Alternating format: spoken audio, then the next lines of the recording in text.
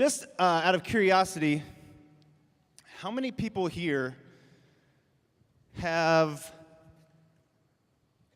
never died? Raise your hand. Okay. All right, me too, me too. Phew. So far, we have survived everything. It's pretty amazing. Put that on your resume. I did have a close call this one time. I went to the Grand Canyon, and when I got there, I saw it was late in the evening. I'm tired from that dancing. But I saw there was going to be this hike. It was a sunset hike guided by one of the park rangers, and I thought, oh, this would be a good place to see the sunset. Probably a beautiful introduction to my first time seeing the Grand Canyon. So I drive down to the trailhead, and I'm waiting around, and we're waiting for the park ranger, and about 20 of us there, and this person comes up, all dressed in brown. Turns out it was a UPS person, but I'm just kidding. It was the park ranger. And so we're on this hike, and I see this guy that looks like a guy I went to high school with. And I said, there's no way. I mean, we're several thousand miles from home. What are the chances? I haven't seen him in years. He probably doesn't even look like that anymore. And then I heard him talking to his buddies. I was like, it sounds like my buddy, Andy Meesey. This is amazing. He was wearing a Notre Dame hat, and we're from Indiana, but, okay, that doesn't matter. It's my story.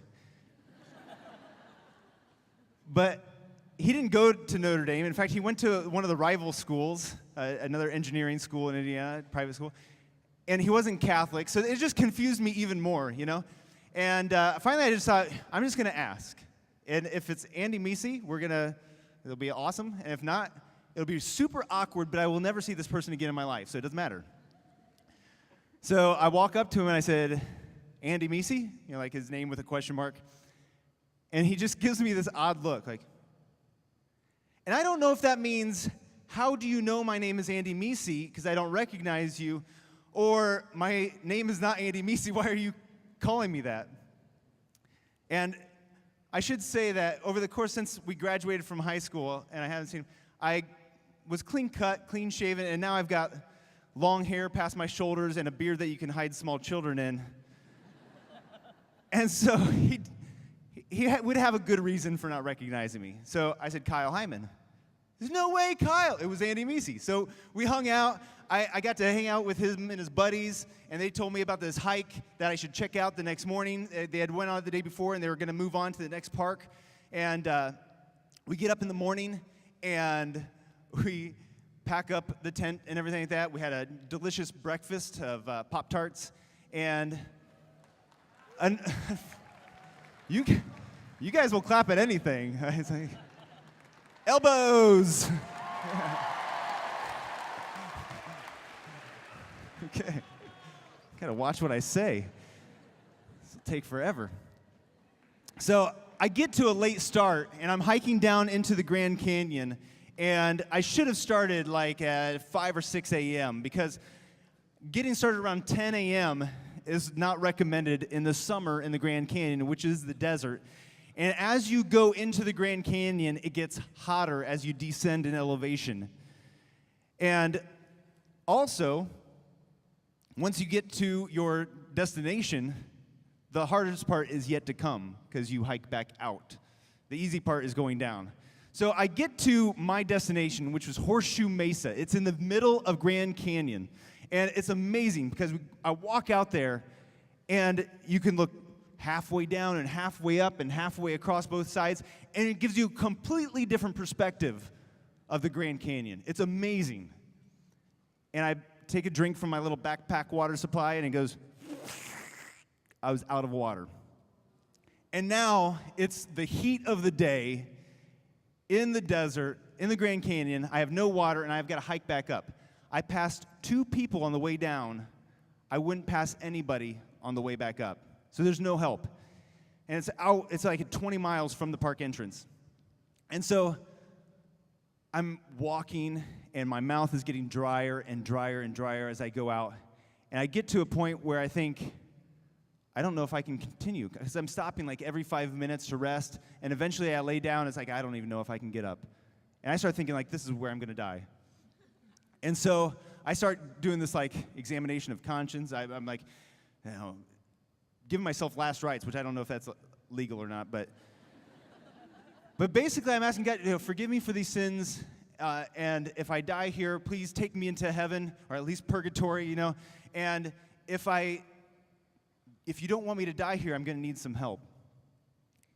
And just then, this breeze comes, and I just get chills. And I never felt a breeze before that. I never felt it after. I don't know if I just imagined it. I don't know what it was.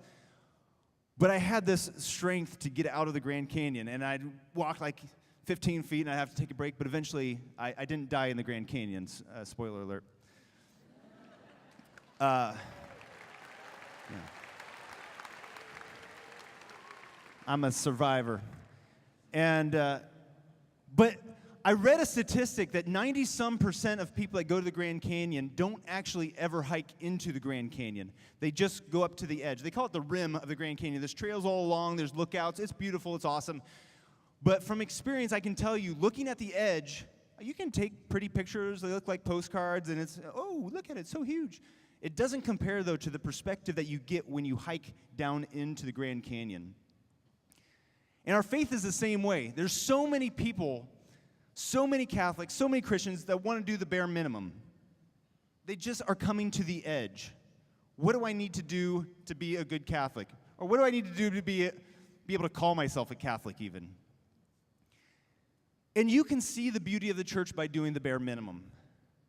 But I hope this weekend has showed you that by making some sacrifices and doing something above and beyond, you didn't have to be, well, maybe some of you, your parents made you, or it's like a work release situation or something like that from the jail. For most of you, you didn't have to be here. You chose to be here. And whenever we go above and beyond the bare minimum, whenever we go deeper into our faith, we always get a bigger perspective. We can see the beauty of the church in a very real way. And the deeper we go, the more beautiful this church becomes. So one of the things I want to challenge you guys is that this doesn't stop here, that this isn't it, that we continue to go deeper and we don't just coast. There's a story in the Bible about the Transfiguration. And so Jesus takes three guys. He takes Peter, James, and John and takes them up this mountain. It's a different hiking adventure. I hope they took plenty of water. And up there, Jesus becomes what they call transfigured, which this is not a word that we use. You never be like, hey, my buddy, what really did well in basketball, he was transfigured out there. Like, that's not a word that we use, right? But it explains that he became this bright white that no bleach could ever create. It's amazing, right? Not as amazing as also appearing Moses and Elijah. Now, Moses and Elijah are representing the prophets and the law of the Old Testament. Moses represents the law, Isaiah represents the prophets, and Jesus is the fulfillment of both of those. And so these three disciples are able to see this amazing revelation that Jesus is the fulfillment of the law and the prophets. And then this cloud comes over and says, "This is my beloved Son, with whom I'm well pleased," which also happened when Jesus was baptized. Except this time, there's an extra line. Listen to him. They're so excited. Like, they want to build tents. They want this to last forever. But they get scared, and before they know it, everything is gone. Everything is over. And they hike down the mountain, and they go back. They were changed. They had an experience that was amazing. But whenever they went back home to their friends, their family, the other disciples, nothing had changed for them. They were the exact same. Whenever you go home, your friends went to regular Sunday Mass or didn't go to Mass, whatever, and you're going to try to explain this, or maybe you're a little embarrassed about it because you don't know how to explain it. What's going to happen? Are you just going to go back to the old way of doing things? This weekend, the whole theme of Elevate is a chance for you to be elevated, not just for the moment. We want you to be elevated and then continue to elevate. And like your chart needs to keep going up, right? It's not just a bump and then we go back down. It's not even like we start at, sorry camera, I went a little faster. It's not even like we start at, let's say you were at a 3, right? And maybe this weekend you jump up to a 7, right? The goal isn't like when we go home, let's get back to 4. Like we made progress there.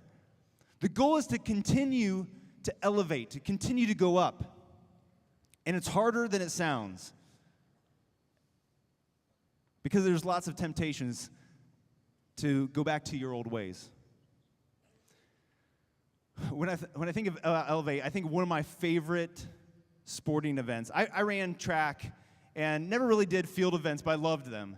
But the thing about all of the field events and all of the running events, it's like, okay, I can run, this guy can run faster, somebody can run faster than that. I don't know what the limit is to how fast somebody can run. Yeah, I can throw a shot put, this guy can throw it farther. I don't know what the limit, I don't see, like if somebody's like, oh, somebody can throw the shot put 100 feet. I was like, I don't know, maybe that's believable. Maybe that's short, that's long. 300 feet, okay, wow, they're very strong, I don't know. Somebody can run a 3-minute mile, that's fast, good. The high jump has always amazed me because people can jump very high. The world record for the high jump right now is over 8 feet. People are not 8 feet tall. That doesn't happen. Hey, can you come up here for a second? No, right behind you. This guy, he looks tall. Yeah. Come up here.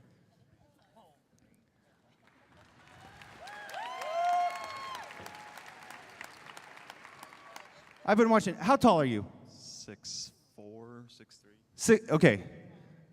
That's pretty tall. Can you jump? No. Let's see it. Let's see an example there. Jump. Well, that wasn't. Can I get some help from the back? Can we get something out here? I want you to visualize this for a second. There is a human being on this earth that can jump and get their entire body over an 8-foot pole. Okay? So, Kenny, what I want you to do, Kenny, do you know how to measure? Okay. Let's just check this here. You go high, I'll go low. Okay, that is exactly 8 feet. That's to the top? Okay. All right, you ready?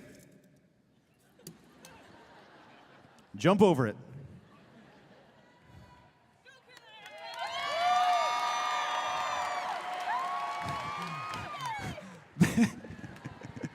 All right, good job. Thanks, Kenny.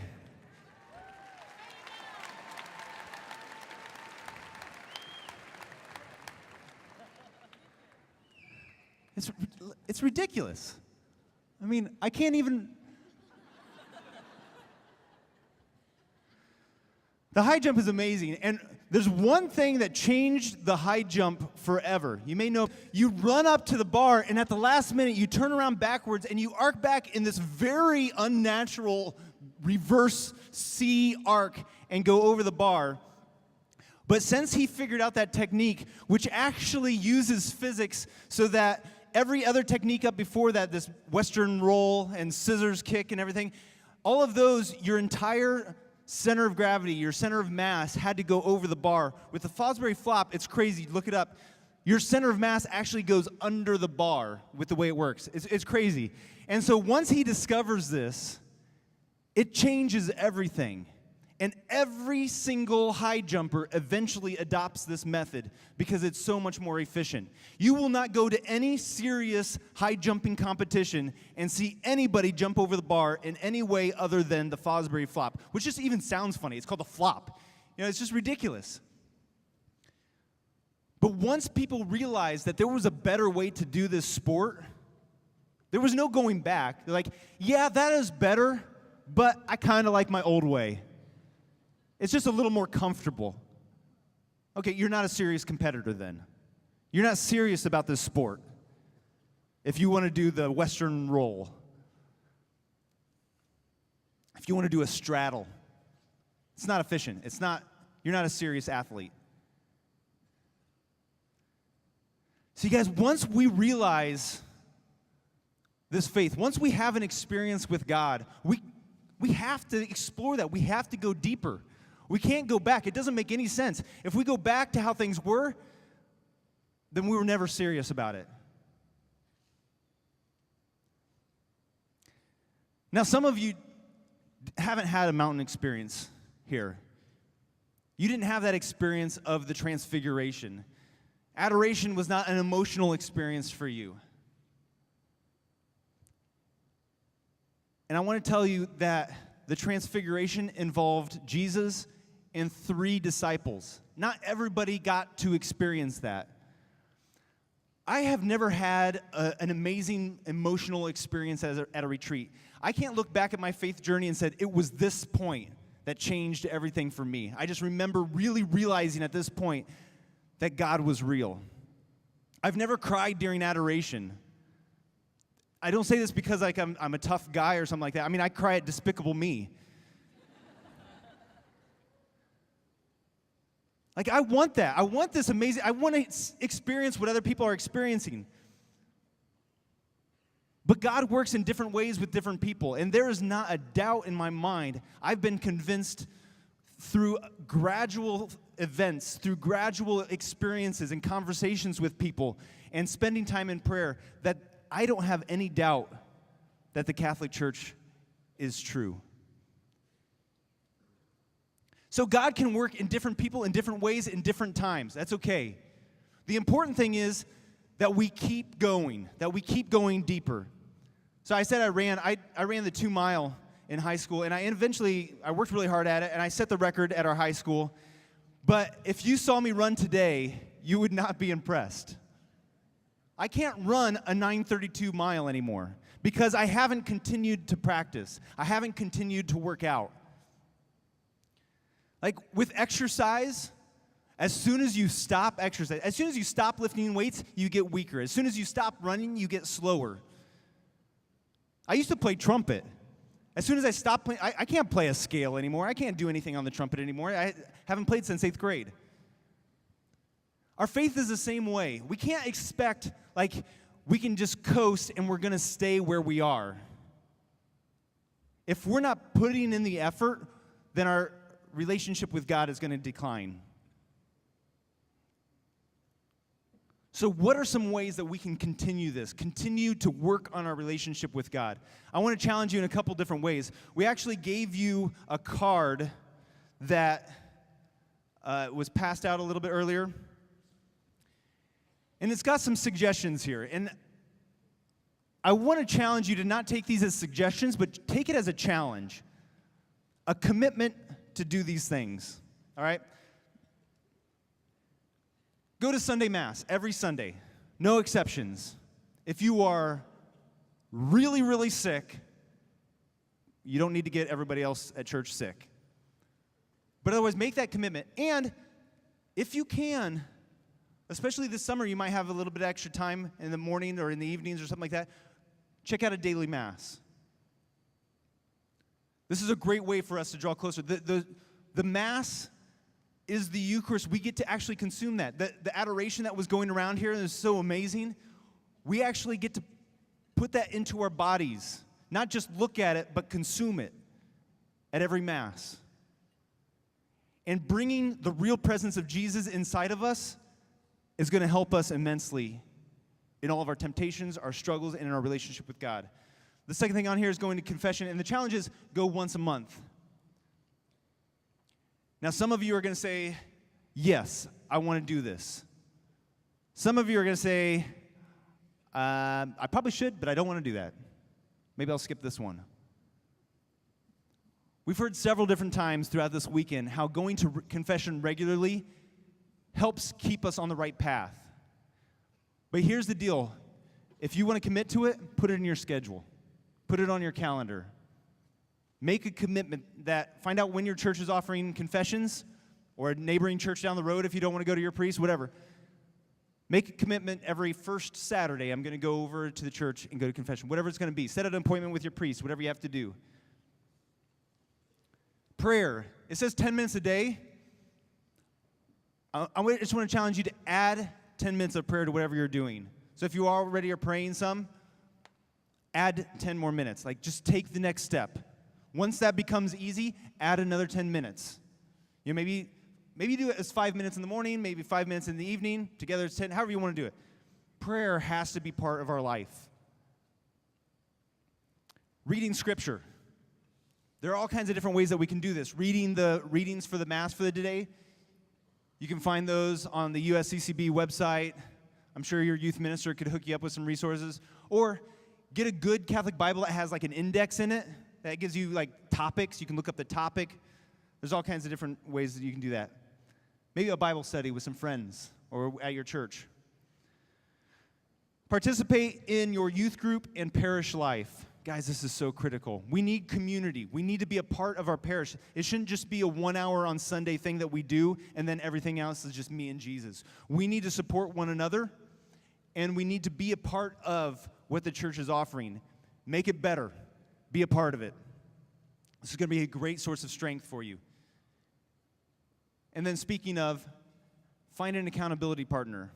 This might be a friend, might be a sibling, might be a youth minister, a priest, somebody that you can keep in touch with. Ideally, this is somebody that you can meet with for coffee or donuts or whatever. If necessary, it could be somebody online or that you talk to over the phone.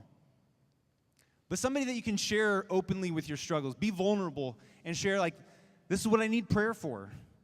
Somebody that can check in you, like, hey, how's that going?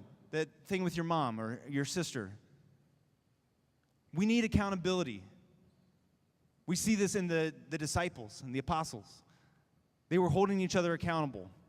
And I can see the times in my life where I've had somebody there keeping me accountable, like skyrocketed my faith on my journey. So we want to challenge you to commit to these things. Commit to doing it.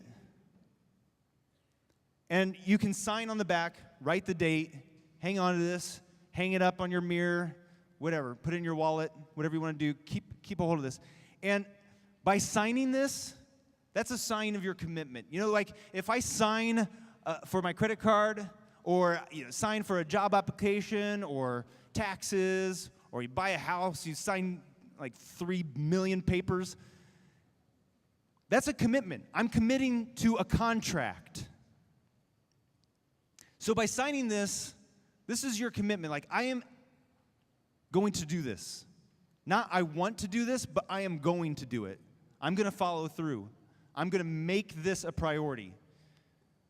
Now, if you do or not, nobody will ever know.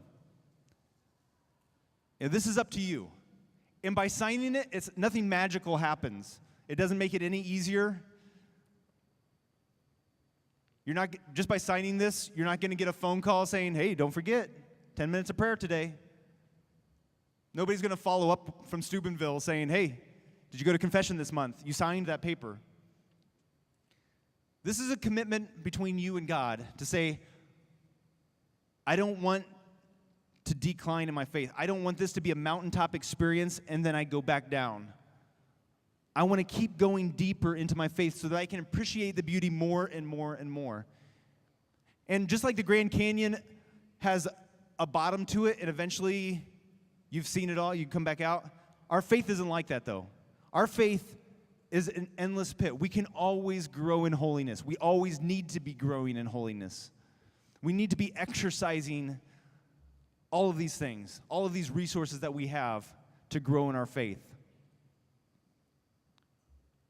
So, what direction were you going when you came here? And what direction are you going to go when you go home? C.S. Lewis said, "We all want progress, but if you're on the wrong road, progress means doing an about turn and walking back to the right road. In that case, the man who turns back soonest is the most progressive." If you came here and your life was on the wrong road, maybe it was completely the wrong direction, maybe it was just a slight error in calculation, this is your chance to get back on the right path.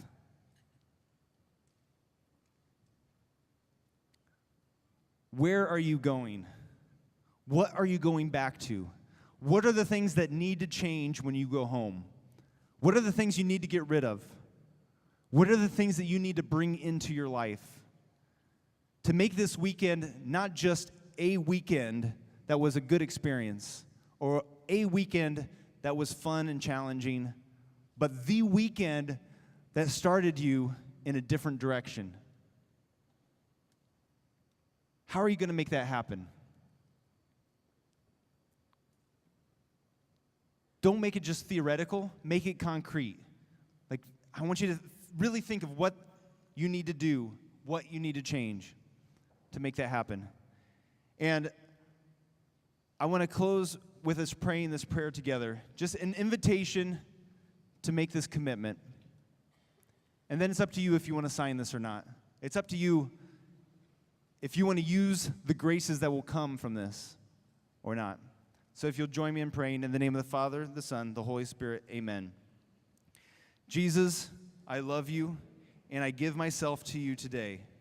Help me to receive and live in your love. Please fill me with your Holy Spirit and give me the grace to love.